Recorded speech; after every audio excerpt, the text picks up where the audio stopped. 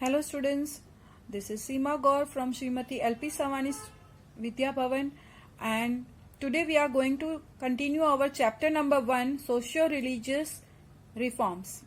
In the last video we have learnt about Raja Ram Mohan Roy, Dayanand Saraswati and Sri Ramakrishna Paramhans, and today we are going to learn first about Swami Vivekanand. This is the picture of Swami Vivekanand. You can see here.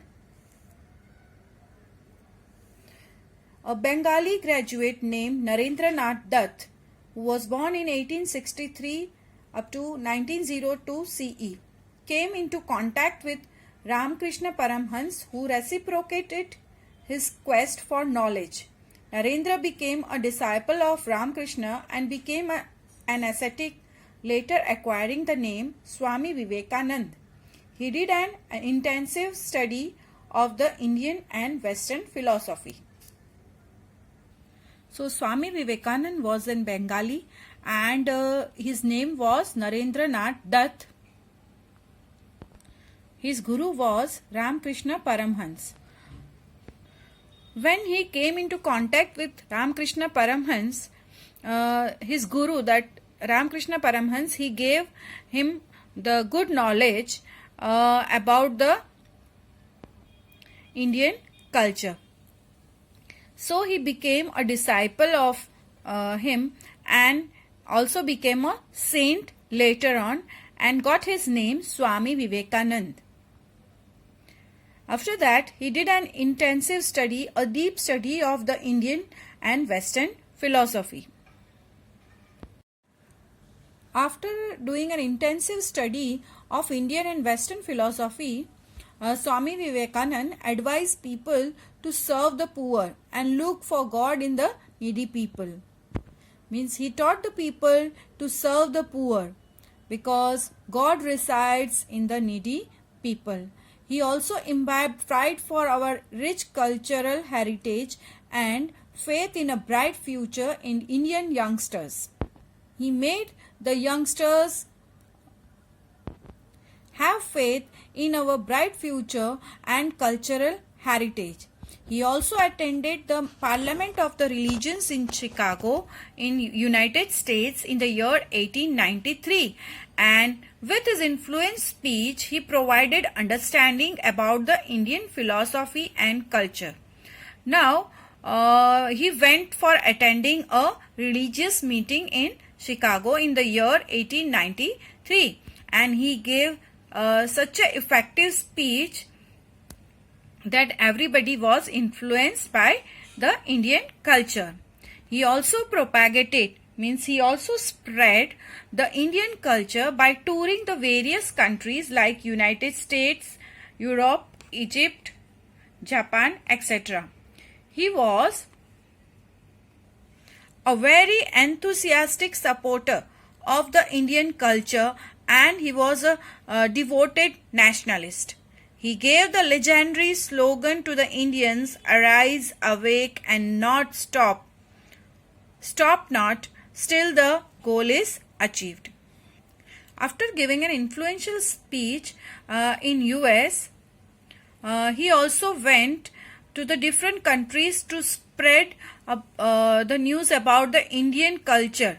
Means he wanted to spread our culture in the different countries like US, Europe, Egypt. So he visited there and he was a totally, we can say, an enthusiastic supporter of the Indian culture. He was a nationalist. He also gave the slogan to the Indians to motivate them that arise, awake and stop not till the goal is achieved. Swami Vivekanand established the Ramakrishna Mission in Kolkata in the year 1897 CE in the name of his guru. It has its headquarters at Belur. This mission adopted the ideals of service to mankind through various works. The mission followed the slogan, "Service to man is service to God," by gaining motivation from the life of Ramakrishna Paramhans. This mission opened schools across the nation for imparting education. Hospitals were run by the mission to help the people in need. Even today, the branches of the mission are functional in India and abroad.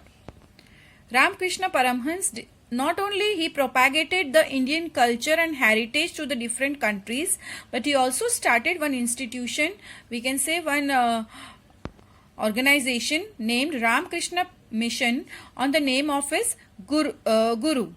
And the motto of this Ramakrishna Mission was to do service to the mankind. And the main aim of this mission was service to man is service to God. Because their main motivation they got was from the life of Ramakrishna Paramhans, who was a social reformer and the Guru of Swami Vivekananda. This mission also started some schools for giving the education, hospitals for helping the people in the need, and even today, on the present day, the branches of this mission are functional in India and also in the foreign countries. Till now in the chapter, we have learned about the Reformation movements in the Hindu community. But Reformation movements were also going on in the Muslim community. So let's learn about it.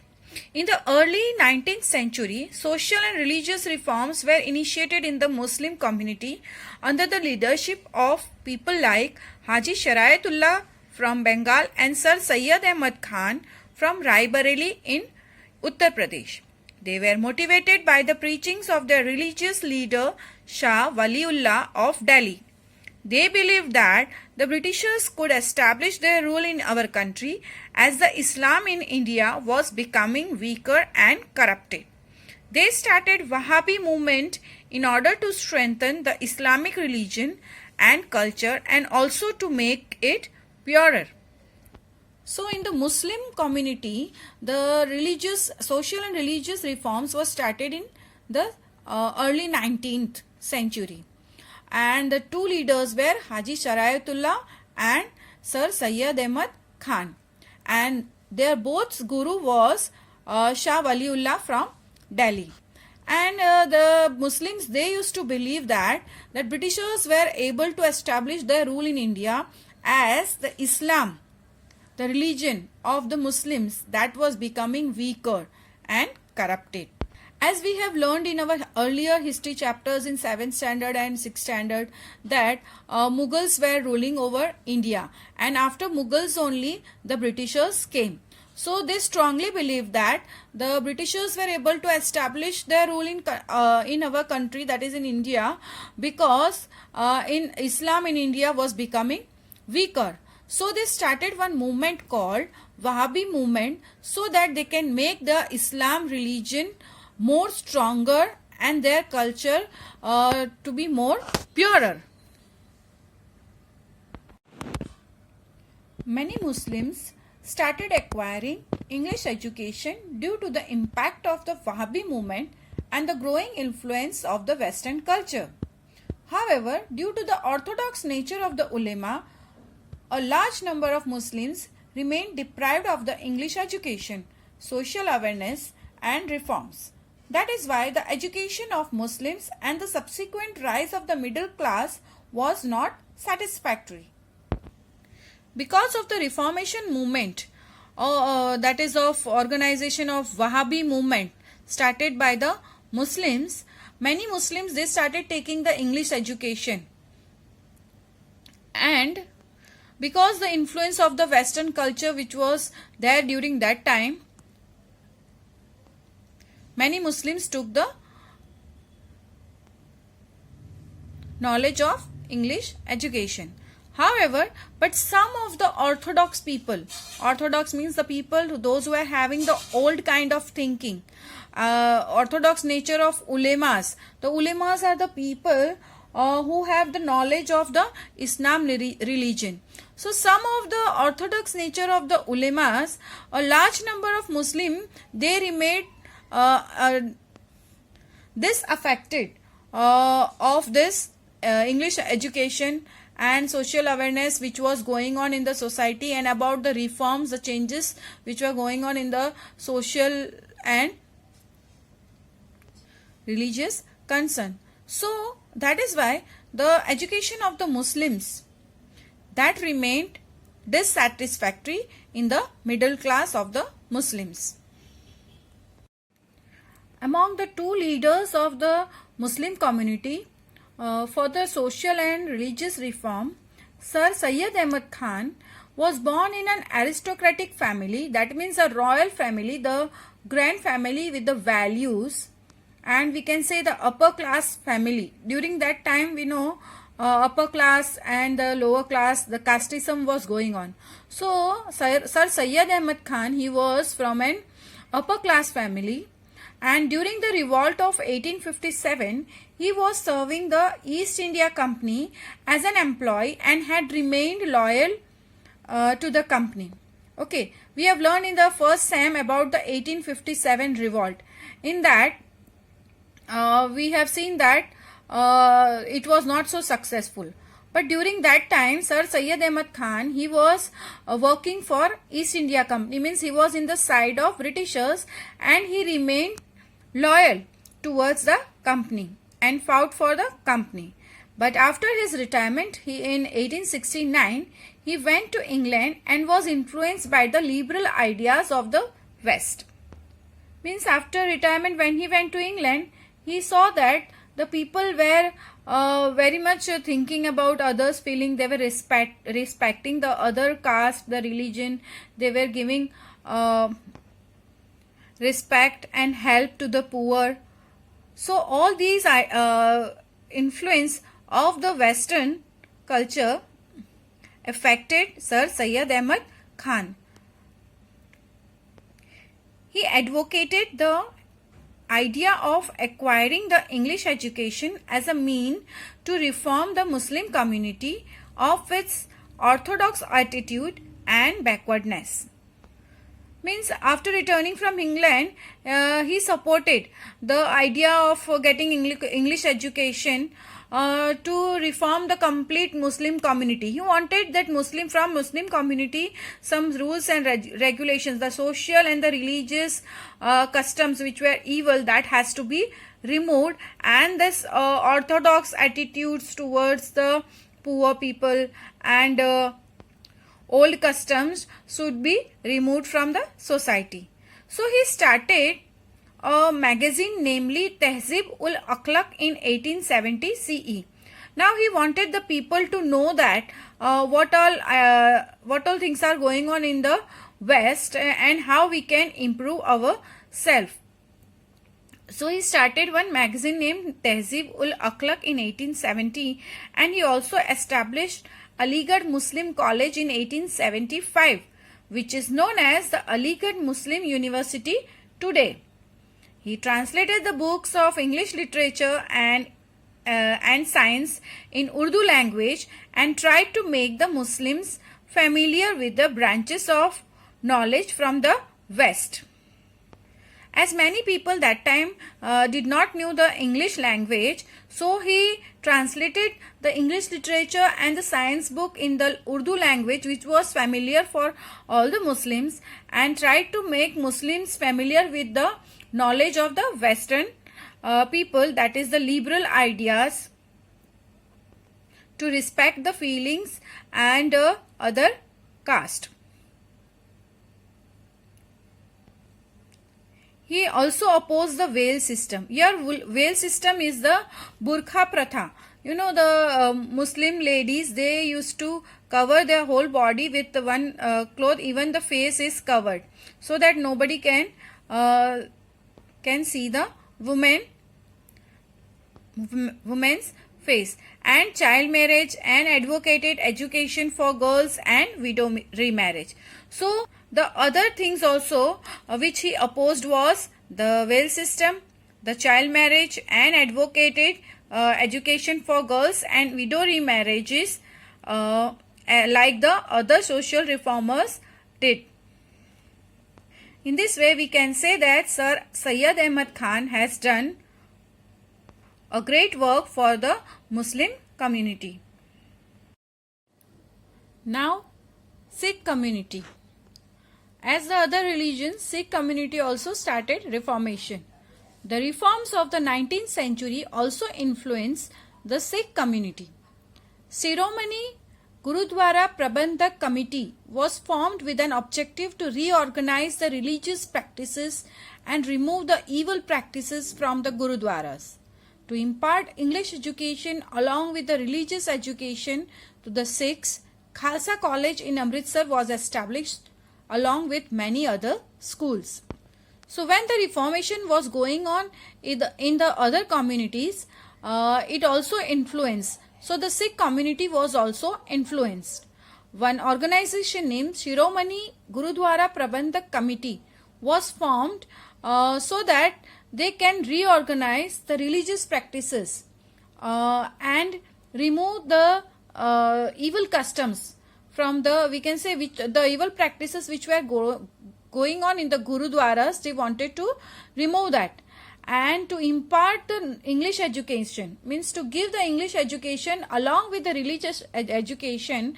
Some schools and colleges were also started, and Sikhs started the college named Khalsa College in the Amritsar for the same. In this way, Sikh community also took part in the reformation of their community. Now, Parsi community. Like other communities, Parsi community also started the reformation movements. One Parsi youngster who got the knowledge of English education, means who has received the English education, he established one sabha called Rehnumai Mazdayasne in 1851 for the socio-religious reform movements in Parsis, and Dadabhai Nauroji was the leader of the sabha. And this sabha started one periodically, means one magazine they started called Rashta Goftar, and it gave a good force or a good start to the reform movements and carried out the work of awakening Parsis for removing the social customs from their community. And in that, K.R. Kama and Behramji Malbari also contributed from their side. Like Kama laid emphasis on the propagation of education and Malbari emphasized on women empowerment, and they opposed child marriage and encouraged widow remarriages.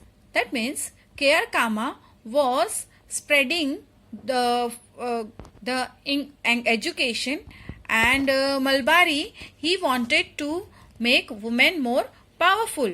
He wanted to fight for the women rights. They both of them also opposed the child marriage and encouraged the widow remarriage. And because of the efforts of Malbari, the government passed one law fixing the minimum age for the marriage in 1891 CE. In this way, we can say that Parsi community or Parsi reformers have also done a great work in changing the society, means improving the society socially and religiously. Our next reformer is Jyotiba Phule. Jyotiba Phule was a well-known social reformer of Maharashtra. He started a school for girls in Pune in 1857 CE. Now, till now, students, we have learned about the reformers of Bengal, reformers of Gujarat, and we have learned about the different communities. This Jyotiba Phule was from Maharashtra, and what social reformation he has done? He has started one school for the girls in Pune in 1857. He also helped the widows to get remarry, and he challenged the authority of the Brahmins in the society. At that time, Brahmins, they were considered the upper caste, and some ill treatment was done by them to the lower class people. So he challenged the authorities of the Brahmins in the society. He also established one Satya Sodhak Samaj organization in order to inculcate confidence, courage, and enthusiasm in the people. So the people who were victim of the society, something wrong happened to them and they have lost their confidence, this Satyasodhak Samaj organization helped them to get their courage, confidence back. And so we can say that Jyotiba Phule was also a well-known social reformer. The last but not the least reformer about whom we are going to study is now Thakkar Bapa. Thakkar Bapa's contribution as the head of Akhil Hind Harijan Sangh established by Gandhiji was very valuable in the upliftment of the untouchables, that is the Harijans. He worked tirelessly to provide relief to people affected by natural calamities. Amritlal Thakkar, popularly known as Thakkar Bapa, was born in 1869 CE in the city of Bhavnagar. He remained a dutiful and devoted servant of the people throughout his life. He was an engineer who left his lucrative job to serve the downtrodden and marginalized people after being inspired by Gandhiji. The original name of Thakkar Bapa was Amritlal Thakkar, and he was an engineer who left his good job, the job which was giving him good earnings. He left that job to serve the poor people and the low class people after he got inspired by Gandhiji. He was working as the head of Akhil Hind Harijan Sangh, which was established by Gandhiji, and it was made for the upliftment of the untouchables. He also established the Panchmahal Bhil Seva Mandal and tried to reform the lives of the Bhils who inhabited the deep forest and the hilly areas of Panchmahal region. Now, students, this Panchmahal is one district in Gujarat. In that there are deep forest, dense forest are there, and there the people who live, they are called Bhils. So these people had many evil customs in their community. So Thakkar Bapa established one mandal called Panchmahal Bhil Seva Mandal, and they tried to improve the life of these Bhil people. Thakkar Bapa and his followers freed the Bhils from the addiction of alcohol, other evil customs and superstitions. He also opened the schools for the Bhil children and taught them how to operate a spinning wheel to produce khadi and involved them in small cottage industries. So now these Bhils, those who were having addiction of alcohol, Thakkar Bapa and his followers, they tried to remove the addiction of alcohol from that community. They also tried to remove evil customs and the superstitious belief whatever was going on in their community. Starting school for the Bhil children and teaching them how to operate the spinning wheel and produce khadi and earn their livelihood. He also started, means it also helped them to start small cottage industries and earn their livelihood. And as the time passed, awakening and nationalism spread among the people, which connected them better in the freedom movement. We have learned about the social reformers and the reform movements going on in the country. That was going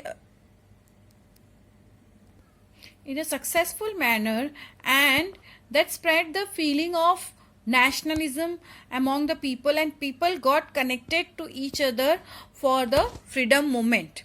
Gandhiji's emphasis upon the removal of the untouchability improved the condition of the people from the backward classes. So all the efforts made by the social reformer and special efforts by Gandhiji to bring the backward classes